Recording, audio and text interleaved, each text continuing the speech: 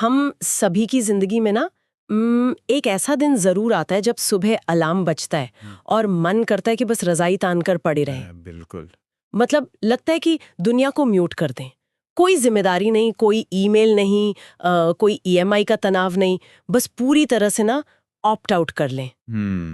सुनने में तो ये एक परफेक्ट वीकेंड प्लान लगता है। है ना? बिल्कुल। इंसान सदियों से इसी फैंटेसी को पाले हुए है कि निष्क्रियता, मेरा मतलब है कुछ ना करना, शांति का सबसे आसान रास्ता है।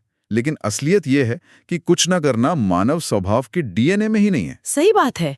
और इसी बुनियादी गलत फहमी को सुलझाने के लिए आज हम इस गहन चर्चा में उतरे हैं। आज हमारी इस चर्चा का आधार है टी सीरीज भक्ति सागर पर मनोज मिश्रा जी द्वारा अपलोड किया गया एक बेहद शानदार वीडियो, जो श्रीमद् भगवद गीता के अध्याय 3 यानी कर्म योग का गहराई से विश्लेषण करता है। बिल्कुल, और ये बहुत दिलचस्प वीडियो है। हाँ, अब इससे पहले कि किसी को लगे कि हम सिर्फ एक प्राचीन धार्मिक पाठ का सारांश दे रहे हैं, मैं स्पष्ट कर दूं, ये मानव मनोविज्ञान और एक्शन का एक अल्टीमेट मास्टर क्लास है। एग्जैक्टली।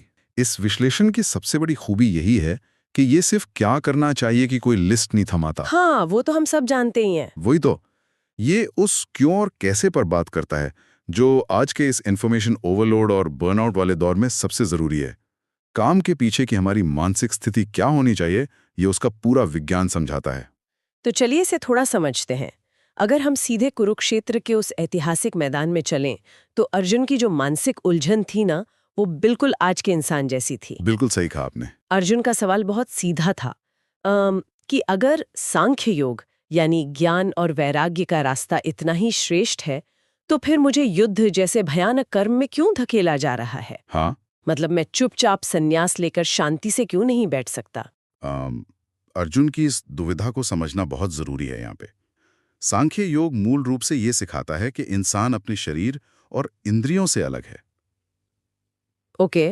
तो अर्जुन सोच रहे थे कि अगर मुझे ज्ञान हो ही गया है तो मुझे कुछ भी करने की क्या जरूरत है। लॉजिकल है। हाँ, लॉजिकल लगता है। लेकिन श्री कृष्ण यहाँ मानव मनोविज्ञान की एक कठोर सच्चाई सामने रखते हैं। वो कहते हैं कि कोई भी व्यक्ति एक पल के लिए भी बिना कर्म किए नहीं रह सकता। एक पल के लिए भी नहीं? बिल्कुल नहीं। प्रकृति के 3 गुण होते हैं, सत्व, रजस और तमस। ये गुण ना एक अदृश्य फोर्स की तरह हैं, जो इंसान को हर सेकंड कुछ ना कुछ करने पर मजबूर करते हैं। यहाँ तक कि सांस लेना या सोचना भी एक कर्म ही है। ओह, ये तो वही बात हो गई कि आप भूख लगने पर डाइनिंग टेबल के सामने बैठ जाएं। हाँ, सामने आपकी पसंदीदा डिश रखी हो, उसकी खुशबू पूरे कमरे में फैल रही हो, और आप सोचें कि मैं सिर्फ इस खाने को देखकर या इसके बारे में सोचकर ही पेट भर लूंगी। जो कि नामुमकिन है। बिल्कुल, जब तक आपके हाथ उस निवाले को उठाकर मुंह तक नहीं ले जाएंगे, बात नहीं बनेगी। और मजे की बात यह है कि उस निवाले को मुंह तक ले जाने का ये छोटा सा काम भी ना एक कर्म है। हम जिम्मेदारियों के जाल से भागने की कितनी भी कोशिश कर लें, जीवन का डिफॉल्ट मोड एक्शन ही है।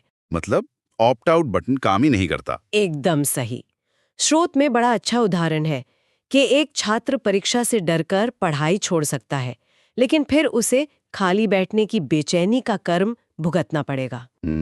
या एक व्यापारी मंदी से घबराकर दुकान बंद कर सकता है, लेकिन फिर उसे अपने परिवार के भविष्य की चिंता का मानसिक कर्म तो करना ही होगा। तो कर्म करें या ना करें वाला विकल्प तो मेन्यू कार्ड में है ही नहीं। बिल्कुल नहीं। जब भागना नामुमकिन है और हर हाल में हमें इस ट्रेडमिल पर दौड़ना ही है, तो फिर हम ऐसा क्या करें कि दौड़ते दौड़ते थक ना जाएं।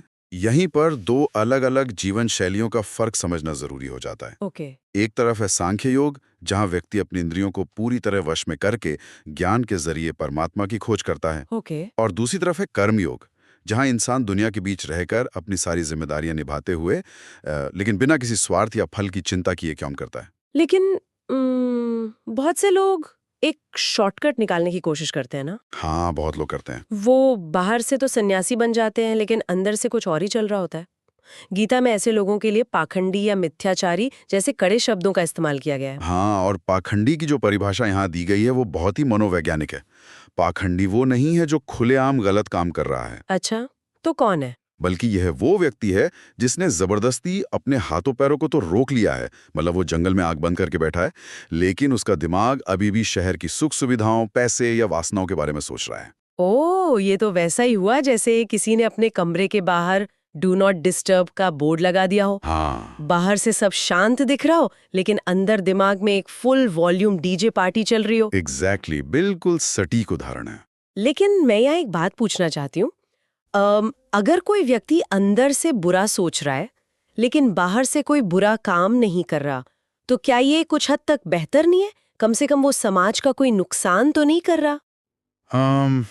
यहाँ जो बात सबसे दिलचस्प है वो ये है कि ये तर्क ऊपरी तौर पर सही लग सकता है, लेकिन मानसिक स्वास्थ्य के नजरिए से ये एक टाइम बॉम्ब है। Time bomb? कैसे? जब आप शारीरिक रूप से खुद को रोकते हैं लेकिन मानसिक रूप से उन्हीं इच्छाओं को पोषित करते रहते हैं, तो आप अपने अंदर एक भयंकर फ्रस्ट्रेशन पैदा कर रहे होते हैं।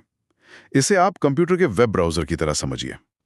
आपने स्क्रीन पर कोई विंडो नहीं खोल रखी है, लेकिन बैकग्राउंड में 100 टैब्स चल रहे हैं। क्या होगा? सिस्टम का रैम क्रैश हो जाएगा। बिल्कुल ऐसा ही इंसान के दिमाग के साथ होता है। मन की स्थिरता के बिना बाहरी नियंत्रण सिर्फ एक भ्रम है। ऐसा व्यक्ति कभी असली शांति या संतोष प्राप्त नहीं कर सकता। तो सच्चा योगी कौन है फिर? सच्चा योगी वह है जो मन से अपनी इंद्रियों को समझे, उन्हें वश में करे और फिर बिना किसी आसक्ति के अपना काम करे। ठीक है, अगर मन को स्थिर करके कर्म करना ही है, तो उस कर्म की दिशा क्या होनी चाहिए? आमतौर पर जब हम यज्ञ शब्द सुनते हैं, तो हमारे दिमाग में एक हवन कुंड, आग, कुछ आहुतियां और मंत्रों की तस्वीर बनती है। हाँ, ज्यादातर लोग ये सोचते हैं। लेकिन इस पूरे विचार में यज्ञ की जो व्याख्या की गई है, वो पूरी तरह से एक सोशल और इकोलॉजिकल कॉन्सेप्ट लगता है। बिल्कुल, यज्ञ का शाब्दिक और गहरा अर्थ सिर्फ आग में घी डालना नहीं है। इसका असली मतलब है संपूर्ण समाज, प्रकृति या किसी भी बड़े उद्देश्य की भलाई के लिए बिना किसी लालच के किया गया कोई भी काम। यानी अगर मैं सड़क पर किसी की मदद कर रही हूँ या कोई डॉक्टर बिना लालच के किसी गरीब का इलाज कर रहा है, तो वो भी एक यज्ञ है। 100%। और इसे समझाने के लिए वेदों से लिया गया सृष्टि के चक्र का उदाहरण दिया गया है। वो चक्र क्या है? जब ब्रह्मा जी ने सृष्टि की रचना की, तो उन्होंने इसे यज्ञ के सिद्धांत पर बनाया। एक पूरा इकोसिस्टम है। वेदों से यज्ञ की प्रेरणा मिलती है। यज्ञ यानी निस्वार्थ कर्म से वर्षा होती है, वर्षा से अन्न पैदा होता है और अन्न से पूरी मानव जाति का जीवन चलता है। यहाँ बात सच में बहुत दिलचस्प हो जाती है। ये इकोसिस्टम वाली बात मुझे बहुत गहराई से सोचने पर मजबूर कर रही है। हाँ, श्रोत में एक बहुत ही कड़ा वाक्य आता है कि जो व्यक्ति सिर्फ अपने शरीर के पोषण के लिए भोजन पकाता है, बिना दूसरों के बारे में सोचे या स्वार्थ छोड़े, वो असल में पाप खाता है। बिल्कुल, बहुत गहरा वाक्य है। आज के कॉरपोरेट दुनिया और हमारी जो ये हसल कल्चर है ना, उसको देखते हुए ये एक बहुत बड़ा तमाचा है। आज हर कोई सिर्फ अपना बैंक बैलेंस बढ़ाने, अपनी प्रोफाइल चमकाने में लगा है। हम समाज से ले तो बहुत कुछ रहे हैं, लेकिन वापस कुछ नहीं दे रहे। और जब हम सिर्फ लेने वाले बन जाते हैं, तो हम प्रकृति के इस नाजुक चक्र को तोड़ देते हैं। सही बात है। अब देखिए, प्रकृति की हर चीज यज्ञ कर रही है। सूरज धूप दे रहा है, नदियां पानी दे रही हैं, पेड़ ऑक्सीजन दे रहे हैं। इनका अपना कोई स्वार्थ नहीं है। जब इंसान इस चक्र से बाहर निकलकर सिर्फ अपने लिए जीने लगता है, तो समाज में असमानता और विनाश शुरू हो जाता है। और जब कोई व्यक्ति इस चक्र को समझ लेता है, जब वो निस्वार्थ भाव से समाज के लिए काम करने लगता है, तो वो अनजाने में ही एक बहुत बड़ी भूमिका में आ जाता है, एक लीडर की भूमिका में। बिल्कुल, ऐतिहासिक रूप से देखें तो महाराजा जनक इसका बहुत बड़ा उदाहरण है। हाँ, जनक जी का जिक्र आता है। महाराजा जनक कोई सन्यासी नहीं थे। वे एक राजा थे। उनके पास अपार सत्ता और धन था, लेकिन उन्होंने अपने राज्य चलाने के कर्म को ही यज्ञ बना दिया। उन्होंने अपनी जिम्मेदारियों का पालन करते हुए ही परम ज्ञान प्राप्त किया। इसी को लोक संग्रह कहा गया है, यानी समाज का कल्याण और मार्गदर्शन करना। हाँ, एक बहुत ही प्रैक्टिकल बात यह है कि परिवार का मुखिया हो, ऑफिस का बॉस हो या सोशल मीडिया का कोई बड़ा इन्फ्लुएंसर हो, साधारण लोग हमेशा उनकी नकल करते हैं। हाँ, बिल्कुल करते हैं। हम हमेशा किसी न किसी के लिए एक उदाहरण बन रहे होते हैं। हमारे माता पिता अनजाने में हमारी आदतों प्रोग्राम कर रहे होते हैं। अगर हम इसे बड़ी तस्वीर से जोड़कर देखें, तो लीडरशिप का सबसे बड़ा नियम ही यही है कि लोग वो नहीं करते जो आप उनसे करने को कहते हैं। हाँ, जान देने से कुछ नहीं होता। बिल्कुल, लोग वो करते हैं जो वो आपको करते हुए देखते हैं। इसीलिए श्री कृष्ण खुद अर्जुन को अपना उदाहरण देते हैं। वे कहते हैं कि इन तीनों लोकों में मेरे लिए कुछ भी पाना बाकी नहीं है। मुझे किसी चीज की कोई कमी नहीं है, फिर भी मैं लगातार कर्म कर रहा हूँ। क्योंकि अगर यूनिवर्स का सुप्रीम बॉस ही काम करना बंद कर दे तो पूरी दुनिया कहेगी कि भाई जब बॉस चिल कर रहा है तो हम क्यों काम करें। एग्जैक्टली। और यही कारण है कि सारी व्यवस्था चरमरा जाएगी, दुनिया भ्रष्ट और नष्ट हो जाएगी। इसलिए एक समझदार इंसान या लीडर का सबसे बड़ा कर्तव्य यह है कि वो अज्ञानी लोगों को कर्म छोड़ने के लिए प्रेरित ना करे। वो सिर्फ ज्ञान बघार कर लोगों को कंफ्यूज ना करे, बल्कि खुद सही आचरण करके, सही कर्म करके एक रोल मॉडल बने। तो इस सब का असल मतलब क्या है? अब ये बात तो साफ हो गई कि हमें एक्शन मोड में रहना है, समाज के लिए उदाहरण सेट करना है, लेकिन सबसे बड़ी उलझन ये आती है कि हम चुने क्या। सही सवाल है। आज के दौर में जहां लिंक्डइन और इंस्टाग्राम पर हर कोई अपनी सफलता की कहानियां सुना रहा है, हम अक्सर दूसरों को देखकर अपना करियर या अपना रास्ता बदलने लगते हैं। और यहीं से मानसिक तनाव की असली शुरुआत होती है। यहाँ स्वधर्म की अवधारणा आती है। ये विचार बहुत स्पष्ट रूप से समझाता है कि किसी और के रास्ते की, किसी और के कर्तव्यों की नकल करने से हमेशा मन में एक अज्ञात भय और असुरक्षा पैदा होती है। हाँ, एक डर सा रहता है। बिल्कुल। अपना खुद का कर्तव्य, जिसे स्वधर्म कहते हैं, भले ही आप उसमें पूरी तरह परफेक्ट ना हो, भले ही उसमें कमियां हों, वो किसी दूसरे की नकल करने से 1000 गुना बेहतर है। इसे हम आज के इम्पोस्टर सिंड्रोम से जोड़कर देख सकते हैं ना। जब हम किसी और की जिंदगी जीने की कोशिश करते हैं तो अंदर ही अंदर हमें पता होता है कि हम एक्टिंग कर रहे हैं। राइट। डर लगा रहता है कि कब हमारी पोल खुल जाएगी। एग्जैक्टली। और स्वधर्म पर टिके रहने में जो सबसे बड़ी रुकावट आती है वो है हमारा अहंकार, ईगो। हाँ, मोह और अज्ञान से भरा हुआ इंसान हर चीज का क्रेडिट खुद लेना चाहता है। वो सोचता है मैं ही ये सब कर रहा हूं, मैं करता हूं, जबकि असलियत यह है कि शरीर के अंदर सारा काम प्रकृति के 3 गुणों के आपसी तालमेल से हो रहा है। ये समझना थोड़ा ट्रिकी है। अगर मैं कोई प्रेजेंटेशन बना रही हूँ तो मैं ही तो टाइप कर रही हूँ ना। टाइप आपकी उंगलियां कर रही हैं, जो भौतिक प्रकृति का हिस्सा है। विचार आपके दिमाग में आ रहे हैं, जो आपके पिछले अनुभवों और प्रवृत्तियों का नतीजा है। ओके, मैं समझ रही हूँ। जब इंसान ये मान लेता है कि मैंने ये बड़ी डील क्रैक की है, तो असफलता मिलने पर वो डिप्रेशन में भी सबसे जल्दी जाता है।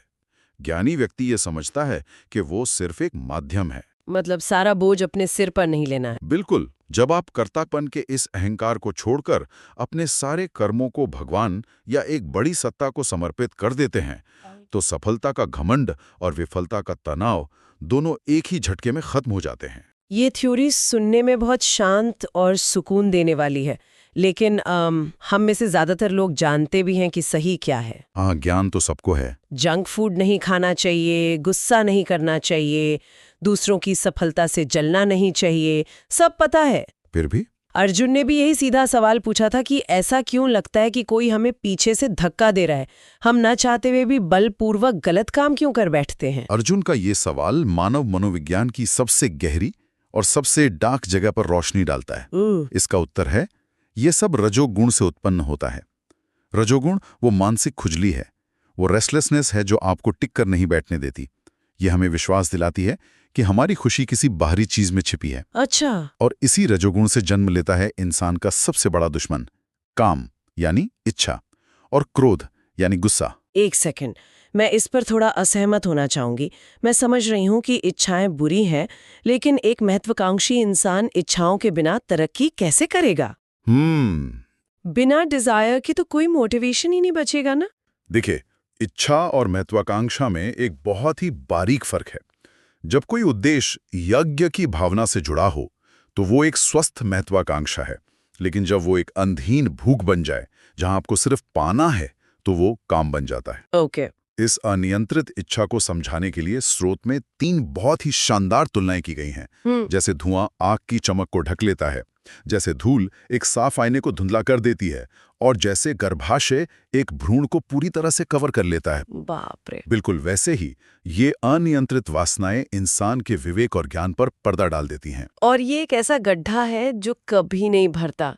मुझे स्रोत का वो उदाहरण याद आ रहा है कि कैसे एक इंसान को जब एक छोटा सा घर मिल जाता है तो उसे लगता है कि बस अब जिंदगी सेट है। हाँ बिल्कुल। लेकिन कुछ ही महीनों बाद उसे एक बड़े बंगले की जरूरत महसूस होने लगती है। बंगला मिल जाए तो वो महल के सपने देखने लगता है। ये एक ऐसा ट्रेडमिल है जो कभी नहीं रुकता। बिल्कुल सही कहा। ये इच्छाओं की एक ऐसी आग है जिसमें आप जितना ईंधन डालेंगे ये उतनी ही और भड़केगी। और जब आपकी ये इच्छा पूरी नहीं होती, चाहे वो प्रमोशन हो, किसी का प्यार हो या सोशल मीडिया पर लाइक्स हो, तो क्या होता है? गुस्सा आता है। हाँ, वो तुरंत क्रोध में बदल जाती है। गुस्सा हमेशा किसी अधूरी उम्मीद का बाय प्रोडक्ट होता है, और ये गुस्सा इंसान से वो सब करवाता है जो वो होशो आवास में कभी नहीं करता। तो हम इस कभी ना खत्म होने वाले चक्र को कैसे तोड़ें?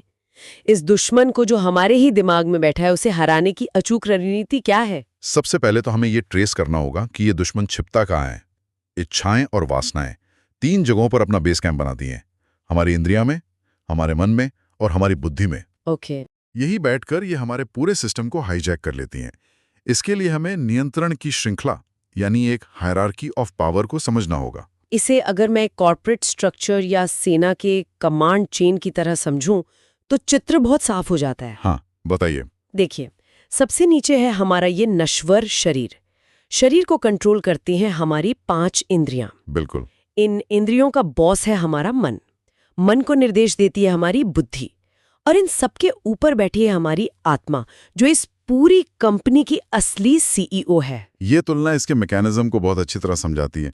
सारा खेल इस बात पर निर्भर करता है कि फैसले ले कौन रहा है। दिक्कत तब होती है जब मन फैसले लेने लगता है। मन हमेशा फीलिंग्स या भावनाओं पर काम करता है। मुझे अभी ये केक खाना है, मुझे अभी ये सीरीज पूरी करनी है। हाँ, मन तो हमेशा शॉर्ट टर्म खुशी देखता है। एग्जैक्टली। लेकिन जो बुद्धि है वो लॉजिक और दूरदृष्टि पर काम करती है। ये केक मेरी हेल्थ के लिए खराब है, कल मेरी अहम मीटिंग है, मुझे सोना चाहिए। तो हमारा लक्ष्य ये है कि हम उस सीईओ यानी आत्मा के नजरिए से चीजों को देखें और अपनी बुद्धि का इस्तेमाल करके उस चंचल मन को कंट्रोल करें। हाँ, और इसका मैकेनिज्म बहुत सीधा है। दुश्मन को गेट पर ही रोक देना। जैसे ही आंखें किसी चीज को देखे और मन में उसे पाने की लालसा उठे, बुद्धि को तुरंत वहां एक स्टॉप साइन लगा देना चाहिए। मतलब शुरुआत में ही कंट्रोल कर लेना। बिल्कुल। अगर आपने अपनी इंद्रियों को शुरुआत में ही वश में कर लिया तो वो विचार कभी वासना नहीं बन पाएगा। कामरूपी शत्रु का सर्वनाश वहीं हो जाएगा।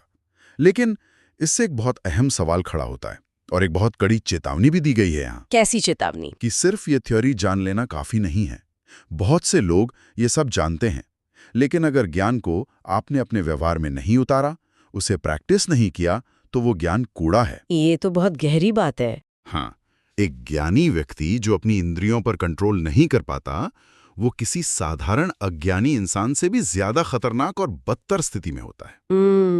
तो अगर हम इस पूरी चर्चा का सार निकालें या एक धागे में पिरोएं, तो कर्म करने से हम बच नहीं सकते, ये डिफॉल्ट है। बिल्कुल। लेकिन अगर हम अपने काम को बिना स्वार्थ के समाज की भलाई के लिए करते हैं तो वो यज्ञ बन जाता है। हमें दूसरों की कार्बन कॉपी नहीं बनना है, बल्कि अपना खुद का स्वधर्म निभाना है। सही बात है। और सबसे जरूरी बात, इच्छाओं और क्रोध की उस आग से बचने के लिए अपनी बुद्धि से अपने मन को नियंत्रित करना है। और ये सब तभी मुमकिन है जब हम इस कमांड चेन को समझकर अपनी लाइफ का स्टीयरिंग व्हील वापस अपने हाथों में लें। बिल्कुल। तो इस शानदार चर्चा के बाद मैं श्रोताओं के लिए एक गहरा विचार छोड़ना चाहती हूँ। आज हमने सीखा कि हमारी इंद्रियों और मन के ऊपर हमारी बुद्धि है और सबसे ऊपर हमारी आत्मा है। हाँ। लेकिन आज के इस आधुनिक दुनिया में, जहां सोशल मीडिया के एल्गोरिदम्स और विज्ञापन दिन रात हमारी इंद्रियों को लगातार अपना शिकार बना रहे हैं, क्या हम सच में अपनी जिंदगी के फैसलों के कर्ता हैं? बहुत ही गहरा सवाल है। या हम अनजाने में सिर्फ अपनी कामनाओं के रिमोट कंट्रोल से चल रहे हैं? इस पर जरूर सोचिएगा। बिल्कुल सोचने वाली बात है। तो अगली बार तक के लिए सवाल पूछते रहिए और गहराई में उतरते रहिए।